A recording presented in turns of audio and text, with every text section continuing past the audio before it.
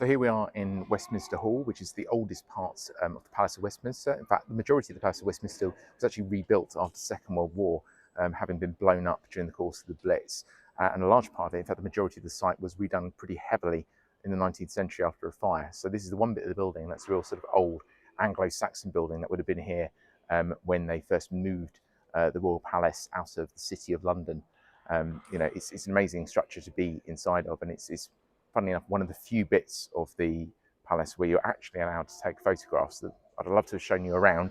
Unfortunately, much like with the courts of justice, like if you go to a court, you're not allowed to take photos there. It's because it's part of a royal palace. It's covered by principles that prevent the British royals from being photographed in terms of their own residences. Today's been the main induction day.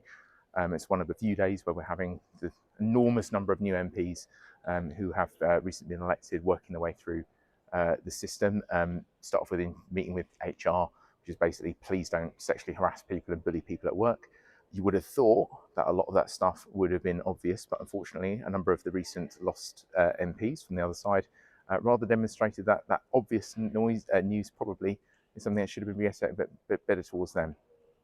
We've had our IT training, we've had security training, going through obviously the fact that we have lost several members of parliament to murder, frankly, over recent years. And then you have a tour around Westminster, taking you around and explaining how all the different bits of process work. Unfortunately, the tabling office is not taking written questions yet. There are a number of local issues that I'm pretty desperate to get written questions in to understand how the new government is going to attempt to resolve issues in relation to Crawley.